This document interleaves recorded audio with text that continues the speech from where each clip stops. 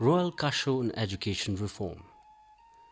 Standing on the cusp of the 20th century, Khonsa Ugyen Wangchuck saw the importance of modern education in preparing Bhutan for what lay ahead. Despite the daunting challenges of his time, he established schools in Bhutan and sent Buddhist children to study in India. Realizing the importance of advanced monastic education, he also sent senior monk scholars to train in Tibet. His Majesty King Jigme Wangchuck built upon the early foundations of modern education and pursued the footsteps and vision of his father. However, mass public education was started only after 1955 by His Majesty King Jigme Dorji Wangchuck. By 1959, there were 440 students studying in about 11 primary schools. This increased to 102 schools and over 9,000 students by 1971.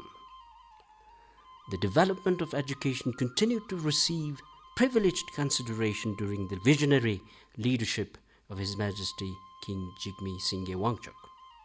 Today, we have 704 schools, 24 tertiary institutes, and a total of 185,757 students with nearly 11,000 teachers.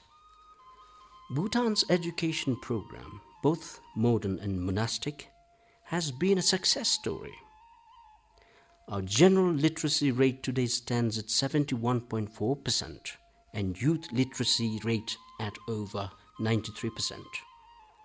Mass education and literacy resulted in the creation of a crop of administrative and technical personnel which was required for development while reducing our dependence on foreign experts. We have come a long way in developing our national human resource in diverse fields. More than 100 years later, we find ourselves on the cusp of a new century again, and in need of a new vision to prepare for what lies ahead. Unlike the past century, this one is qualitatively and quantitatively different.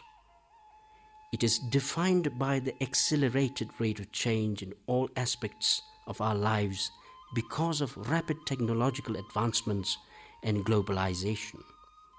The future will be more wired and digital, driven by sophisticated technologies in towns and villages alike, as well as in homes and in workplaces.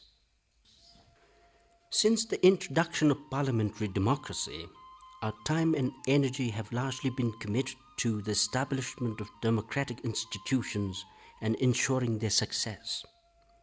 This remains a national priority. However, we need to bring into focus other equally compelling national priorities.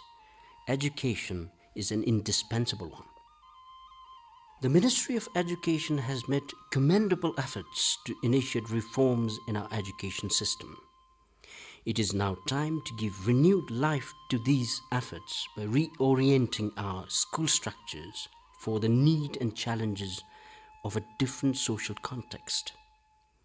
We must revisit our curriculum, pedagogy, learning process, and assessments to either transform or rewrite them in view of the challenges and opportunities of the 21st century. Otherwise, continued focus on textbooks and content without integrating technology and social learning risks perpetuating passive modes of learning. Then, whatever education our children acquire today will become irrelevant and obsolete when they graduate. Their competitiveness in an increasingly progressive and fast-changing world will be compromised, and the nation will suffer by paying a heavy price. Therefore, our generation has the sacred responsibility of radically rethinking our education system and transforming curriculum, infrastructure, classroom spaces, and examination structures. Educationists and experts have identified what 21st century competencies mean for children everywhere. By developing their abilities for critical thinking, creative thinking, And learning to be lifelong learners, we have to prepare them to be inquisitive, to be problem solvers, to be interactive and collaborative, using information and media literacy as well as technological skills. We must prioritize self-discovery and exploration and involve learners in the creation of knowledge rather than making them mere consumers of it. We must make STEM subjects part of their everyday language. In preparing our youth for the future, we must take advantage of available technologies, adapt global best practices, and engineer a teaching learning environment suited to our needs. Technology is the argument of our time and a major indicator of social progress. The irony in our context is the absence of technology in classrooms for a generation of students who are exposed to and live in the digital age. To ensure that teachers are not disconnected from their students, professional development of teachers should integrate technology, digitalization, artificial intelligence, and automation. The process of reforming our education system must aim for standards and goals which are of the highest possible order. We cannot compare present progress with our past and celebrate it as a measure of success. We cannot compare with our neighbors and draw satisfaction from having caught up with them. Instead, we must aspire to be ahead of them and become the standard bearers. Such an aspiration is not an expression of misplaced idealism. Rather, it is founded on the strength of conviction that our survival as sovereign state will depend on the physical, emotional, psychological, intellectual, and moral make of our children, and indeed their competencies. These are not neutral qualities and cannot be dissociated from the identity of our children as Buddhists. As we prepare to educate and equip them with competencies for 21st century, we must equally prioritize their holistic development so that they become caring, dependable, and honest human beings as well as patriotic citizens. We need to embed in them the conviction and sense of pride as a Buddhist by grounding them in our country's history, culture, tradition, and value system. In their thoughts, attitudes, and actions, they must leave the very ideals and values which define us as a unique nation and people who have overcome all odds staked against our survival.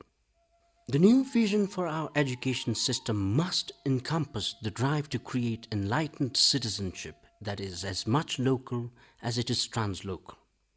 This can only strengthen the quality of our democracy and secure our sovereignty. Each of our children must embody the fine blend and balance of our native grit and intellect with acquired knowledge and skills to survive and prosper as individuals and as members of our national community. In achieving such a vision, it is not enough to merely transform our education system and impart 21st century competencies. We must simultaneously endeavor to create relevant jobs and economic opportunities. Otherwise, we risk reproducing in future the very scenario of today, where our education system has resulted in thousands of unemployed youth. Without the concomitant creation of a knowledge-based economy, our hard work and effort will prove futile and frustrate expectations and optimism. Therefore, it is imperative that our children not only acquire a world-class education, but also thereafter find gainful employment that provide meaning and satisfaction and meet their aspirations for better livelihoods. In order to initiate a transformative reconceptualization of our education system, I hereby grant this Kasho on the auspicious occasion of 113th National Day in Punakha Zone on 17th of December 2020, corresponding to the third day of the 11th month of the male Iron Rat year, in exercise of powers bestowed upon me by the Constitution. It expresses my deepest convictions about the irreplaceable role of education in the process of nation building. I trust that a time-bound Council for Education Reform will prepare a visionary and workable roadmap for the 21st century to support the royal government of Bhutan in this august endeavor.